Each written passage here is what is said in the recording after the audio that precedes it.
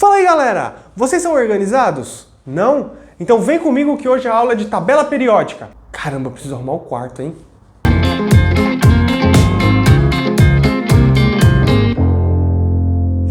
Foi em 1869 que Dmitri Mendeleev criou uma tabela para colocar em ordem todos os elementos conhecidos na época, que até então eram apenas 63 elementos. Antes de Mendeleev, muitos outros cientistas tentaram organizar os elementos, mas nenhum teve tanto sucesso quanto ele. O que Mendeleev fez de diferente foi organizar os elementos a partir das suas massas atômicas, ou seja, ele colocou em ordem crescente de massa atômica. Dessa maneira, Mendeleev conseguiu prever alguns elementos que seriam descobertos. Então ele conseguiu acertar a densidade, a massa, o número atômico, a cor do elemento. Um exemplo disso foi um elemento chamado de hexasilício por Mendeleev, em que Mendeleev fez previsões sobre sua massa atômica, sua cor, sua densidade, e depois de algum tempo, esse elemento foi descoberto e foi dado o nome de germânio, e todas as previsões de Mendeleev estavam corretas. Depois de alguns anos, outro cientista chamado Moseley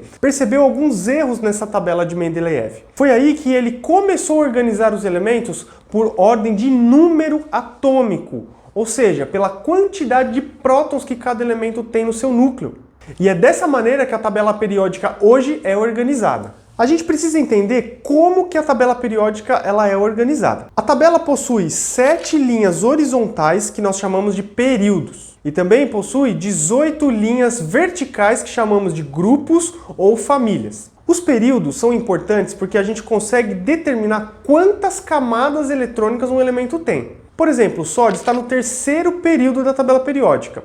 E se você fizer a distribuição eletrônica dos elétrons do sódio, você vai perceber que ele tem 3 camadas preenchidas. Se nós pegarmos o urânio, que está no sétimo período da tabela periódica, a gente vai perceber que distribuindo os elétrons dele, 7 camadas estarão preenchidas. Portanto, o número do período indica quantas camadas eletrônicas um elemento tem. Já os grupos ou famílias são as linhas verticais que vão do 1 ao 18. Antigamente, nós chamávamos de família A e família B. A família A, ou as famílias 1, 2, 13 até 18, que são as partes mais altas da tabela periódica, são chamados de elementos representativos. E o número da família organiza os elementos por características semelhantes. Outra coisa importante é que nos elementos representativos, o número da família indica o número de elétrons de valência, ou seja, a quantidade de elétrons que tem na última camada. Isso vai ser muito importante quando a gente falar de ligação química.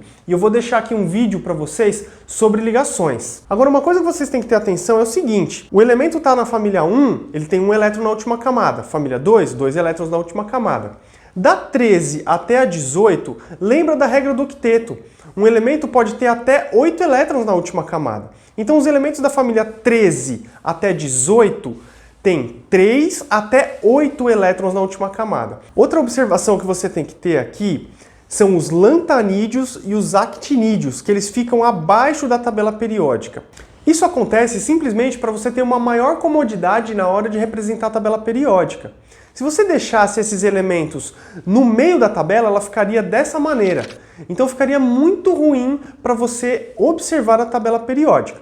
Lembrando aqui que os lantanídeos fazem parte do 6º período e os actinídeos do 7º período. Já a parte do meio da tabela, que vai da família 3 até a família 12, são os chamados metais de transição externa. Os lantanídeos e actinídeos nós chamamos de metais de transição interna. Os elementos representativos eles são tão importantes que as famílias ganham nomes específicos.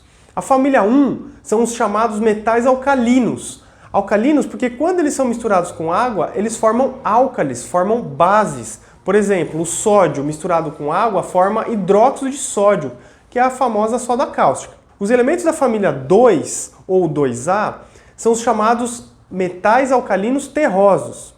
Família 13, 14 e 15 recebem o nome do primeiro elemento. Portanto, a família 13 é a família do boro, a família 14 é a família do carbono e a família 15 é a família do nitrogênio. Já a família 16 são os chamados calcogênios e a família 17 são os chamados halogênios. Essas duas últimas famílias são muito importantes quando nós formos falar de ligações químicas também.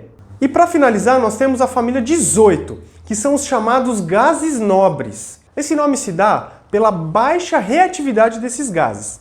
Outra coisa importante é que todos eles possuem 8 elétrons na última camada, com exceção do hélio, que tem apenas 2. Aqui também vale ressaltar o seguinte: cada tabela periódica vai ser como um mapa, então ela tem uma legenda. Pois nós temos tabelas que são mais simples, então ela vai possuir apenas o nome, o símbolo do elemento, o número atômico, a massa atômica. E outras tabelas que vão te dar informações como eletronegatividade, densidade, raio atômico, uma série de informações. E para que você saiba qual informação você está enxergando em cada quadradinho dos elementos químicos, a tabela vai te dar uma legenda. A tabela também pode ser vista como blocos. Então a família 1 e família 2 é o que a gente chama de bloco S, ou seja, todos esses elementos terminam na distribuição eletrônica no subnível S. Já os elementos da família 13 até a 18 é o bloco P, pois pela distribuição eletrônica o último elétron é acomodado no subnível P. Os metais de transição é o que a gente chama de bloco D. E os metais de transição interna, que são os lantanídeos e os actinídeos, fazem parte do bloco F. Para reforçar o que é mais importante sobre tabela periódica, é você entender que os períodos indicam o número de camadas eletrônicas de um elemento e que as famílias dos elementos representativos, família 1, 2, 13 até 18, indicam a quantidade de elétrons na camada de valência. Não esqueçam isso, que essa é a informação mais importante que você pode ter da tabela periódica. É isso aí, galera. Espero que vocês tenham gostado dessa aula, uma introdução sobre tabela periódica. Se gostaram, se inscrevam, deixa o like de vocês, ative as notificações, que isso ajuda muito. Valeu, galera. Até a próxima!